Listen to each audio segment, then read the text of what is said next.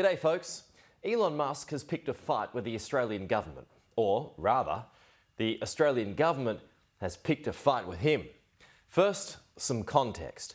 Last week, west of Sydney, a 16-year-old boy allegedly stabbed a Christian bishop, Mari Emanuel, 6 times during a live-streamed service, which was later declared a terror incident, as there was, according to police, a religious motivation.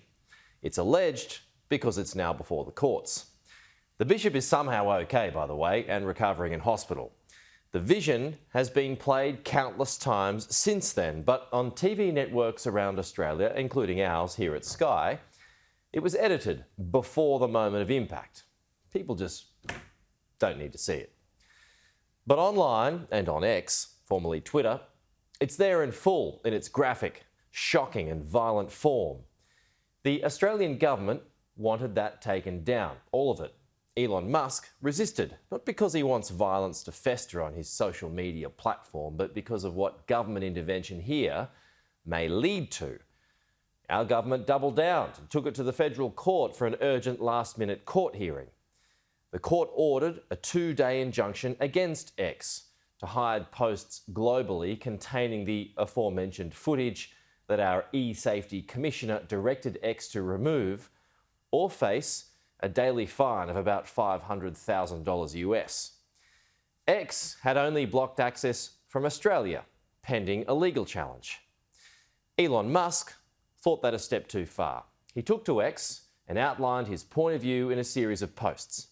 He said, with an image comparing free speech and truth to censorship and propaganda, including smaller icons of other social media platforms, "Don't take my word for it, just ask the Australian Prime Minister," he wrote. Well, I spoke to our Prime Minister, Anthony Albanese, about this comment, and this is what he told me. Well, this is a bloke who's chosen ego and showing violence over common sense.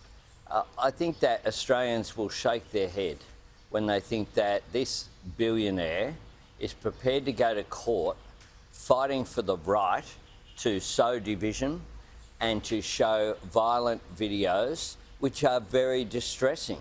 But this bloke thinks he's above the Australian law, that he's above common decency.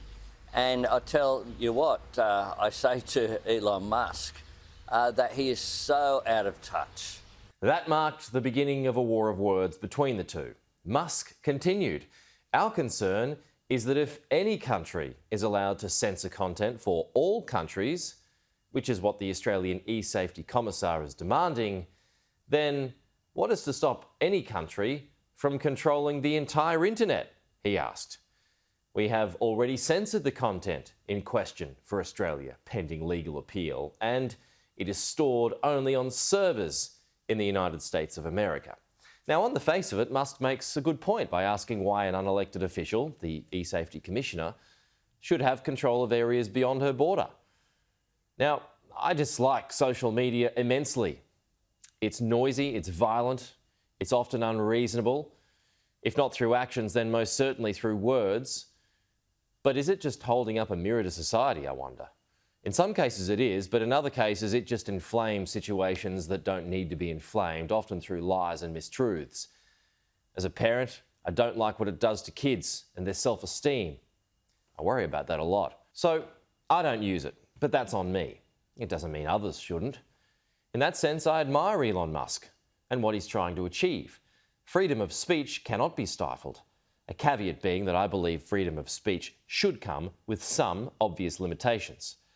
I'm also not sure I agree with the singling out of Elon Musk here. It's claimed Meta and Zuckerberg have been cooperating, but a quick check of Instagram just now, and the vision is there in full, so why single out X and Musk? And there's plenty of other attacks on sites that are still being shared. A point made to me by National Senator Matt Canavan. If you want to say violent crime should not be allowed on social media, okay, enforce that. I mean, there's constantly videos of people stealing cars, breaking into properties on social media in my community here. And those people, not only do those videos stay online, those people then don't get arrested and put in jail. They get let out. I mean, I think the Australian people would much prefer the Prime Minister and the state leaders to get serious about that, because that affects our real lives. But what they could do is clamp down on these criminals who are posting their own crimes on social media. Why aren't the police and the government's focused on that rather than trying to shut us own up, gag their own people?